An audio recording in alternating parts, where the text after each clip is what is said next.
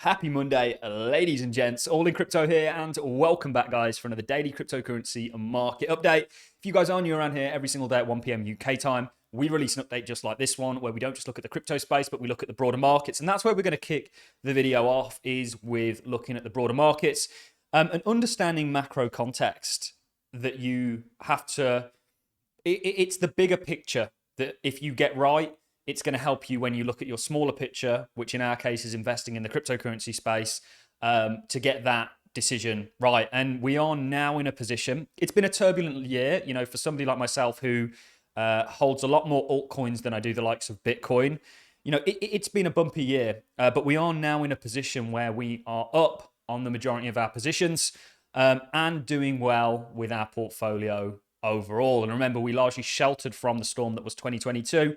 Only to reinvest at the start of the year. And if you guys want to find out what my portfolio consists of, do consider becoming a patron. We've also put a trade on, a swing trade for the first time in a while now. We feel like we've got the broader context and a trend that's behind us that is likely going to give us a 300% return on spot. I don't recommend anybody really tries to trade leverage, certainly if it's not something that you've previously done. But what I want to do to start the video off is look at this broader context that's really allowed us to be right on the markets for the past 11 months, and actually a lot longer than that, but certainly right on the upside momentum that we've seen with the markets. And that bigger picture, we've got a lot of things to cover in this video, guys. We're going to be looking at the dollar on the short term also, but that bigger picture is really understanding the relationship between interest rates and the markets.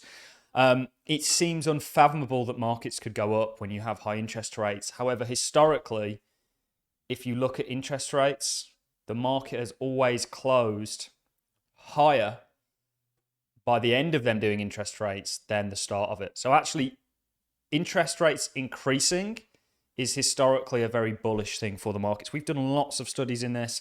We've also looked at actual studies. One, for example, takes 67 papers and looks at the laggard effect. It finds that in a developed market, it's between 25 and 50 months. And we do expect a crash. Fundamentally, where we've been able to call long on the markets and disagree with the bears is when the crash occurs. And that timing is everything when it comes to the markets. That timing and what happens until that event is really the macro context. And we believe that the crash isn't going to take place until end of 2024, 2025. Now, there could be something that we see that makes us pivot from that view. But as it stands right now, that's our forecast. That's a forecast that was actually reiterated recently by Larry Fink. And we get this from understanding the relationship between rates and the markets. And a crash will come, just like it has after every interest rate hike. We're essentially saying you're here. And we're about to go into price discovery for the S&P, which, of course, we have targets for, just like we had targets for many of our stocks from the start of the years that have done exceptionally well. So we're expecting a macro context good time for markets across the board. Gold is setting up to go into price discovery. The S&P, many stocks, maybe there's an AI narrative behind that. And ultimately, the crypto space. I am essentially calling for potentially a whole cycle to play out, a bull cycle before you get the crash. And we're positioned as a result of that. We've been positioning for the whole of this year in certain altcoins. We gave 3 altcoins on the channel yesterday, which was VRA, Quant Network, and Filecoin, that we think are all set for short-term upside. Please do go and check that out. There may be a bit of an opportunity there, but of course, it's on a non-advisory basis. Nothing we do or say on this channel is financial advice. We were just highlighting technically the reasons why we see upside, and there's many more altcoins out there that are setting up in a similar fashion that we didn't cover. And of course, we have a number of swing trades on the go potentially. So going back to the macro context, understanding this is extremely important, because if you understand that you've almost got this grace period until the shit hits the fan, well, what are the markets going to do until then? And the S&P has always rallied 2 months prior to a recession. So it only starts to fold 2 months going into a recession. That's likely to happen again. We don't think you're going to get that until later on. We've got GDP that supports that and economic data, albeit weakening somewhat. And of course, last week was pivotal. We're going to get onto the dollar in a moment. This could largely support our into 2025, ready for that dollar milkshake theory to play out on catastrophic events and the yield curve playing out. But last week was pivotal, certainly with non-farm payroll. Central banks now cutting rates at the fastest pace since August 20. monetary number of global central bank rate cuts, 3-month cumulative. And this is the monthly number of global central bank policy rate cuts. So this is interesting. The markets are enjoying this. We actually looked at this over the weekend with a tweet from Dan Taperio. Maybe I'm saying that right, potentially not. Fed over tightening is slowing inflation, growth outlook, most misplaced policy in 30 years, as they ignore their own tenet that works with a 18-month lag.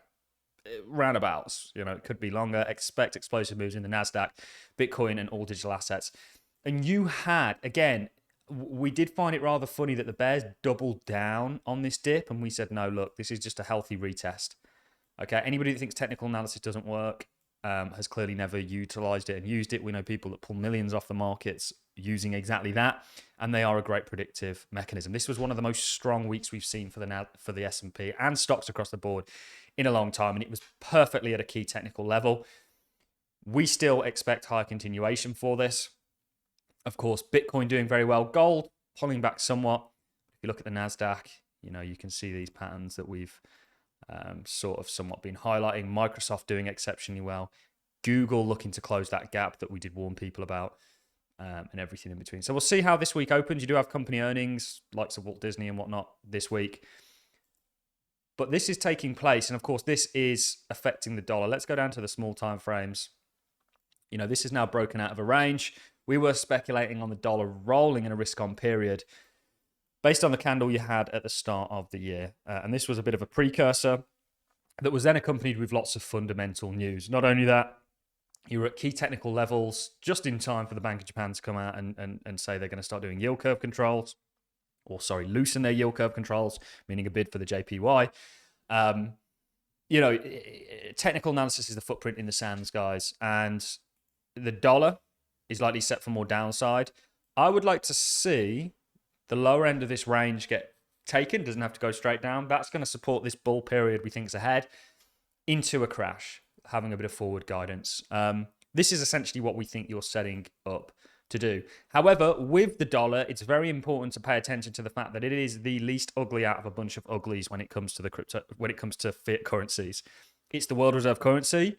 There's a level of etiquette and respect that has to be given to it. And this is the dollar's role in international payments has strengthened in recent years, with 50% of all SWIFT FX transactions involving it. And you can see this against the euro. It's almost a de-euroization as people go to the dollar as the world reserve. So as much as I'd like to see this play out, we've really got to watch the dollar. The theme with the dollar and the thing that we've looked at that's going to control short, mid to long term is dollar strong, risk down, vice versa. It's nice to see bonds getting a bid. We were kind of expecting this, although it's nothing major. I think bonds are still in trouble unless the Fed step in again, which isn't out of the realms of possibilities. We saw them step in over here with Silicon Valley Bank, and there was another bank, I think, that actually just got taken over last week. Basically shut down, taken over. We kind of knew that bonds were maybe going to get a bit of a play. You've got weakening economic data. You've also got the likes of Bill Ackman tweeting about it. So far, so good. Again, go and check out our video last night where we looked at 3 cryptocurrencies that we think are going to do well. A very Ethereum-esque 2018-19 style here. We do have a cryptocurrency that's doing very well, but you've got the likes of Filecoin we really like. And we go into technically why we like these. And of course, Quant Network, which we've highlighted. They were the 3 that I gave yesterday. Do go and check that video out. Very messy. So there's a lot of opportunity about right now. The bull, we've seen the spring. You've got the lambs running about.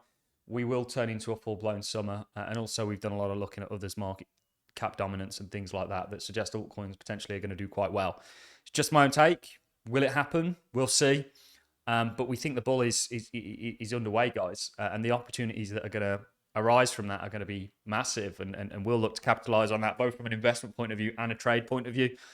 And keep you guys up to date with it on a daily basis. Of course, we highlighted 3 altcoins yesterday, but we've also highlighted and continue to highlight the broader context of things. And that is, we think markets do well into a crash that doesn't come until later on when people aren't expecting it. And you can see that across the board. I mean, just look at some of these altcoins. Some of them we hold, doing exceptionally well today, which is very encouraging. Last little bit of news I've got for you. We have been keeping an eye on sort of more institutional based products for the cryptocurrency market. And we see this just came out a few minutes ago. Positive sentiment continues with 6th week of inflows totaling $261 million, which is pretty significant for these guys. You can see going back, it's only really just started. Solana is really the institutional child. You know, the institution seems to be loving Solana. We've looked at this with their GBTC Sol Trust. They're also GBTC's largest altcoin, or Ethereum is, and then that, sorry, and the Ethereum basket, they're the largest in that. So Solana is going to be institutionally pushed. The altcoins that we gave in yesterday's video, please go and check them out, are Solana-esque in what they're doing. And they're here essentially, and we've really highlighted all this. So, yep, I wouldn't necessarily chase anything that's pumped like this, but these altcoins that we highlighted are essentially setting up to do exactly that. I think that's all we've really got for you guys. So keep an eye on the dollar. Dollar's going to be key and pivotal. Look for the cryptocurrencies that are showing you strength right now, and that's likely going to continue. Be a little bit wary of Bitcoin, that's done a lot. We haven't actually covered Bitcoin, which we should, as it's still the tide that rises and sinks all ships. What have we got? So this doesn't look half bad. You know, we had highlighted... Oh, we're going to have draws all over this. What have we got here?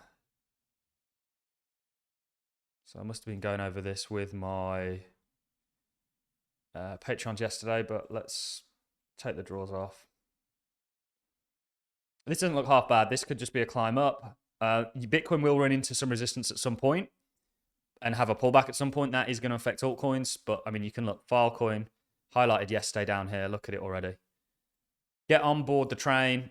We don't say any of this, by the way, guys, to make ourselves look smart or like we're, you know, even know what we're talking about, but we think we do. And we think that we can help you guys when it comes to this market. And that's really all I've got for you guys. On that note, I'm going to love and leave you. If you've enjoyed the content, like, appreciate it. So as a comment, don't forget to go and check out allincrypto.com. Of course, come give me a follow over on Twitter, and I'll see you all in the next one. Thanks for watching, guys. See you in the next.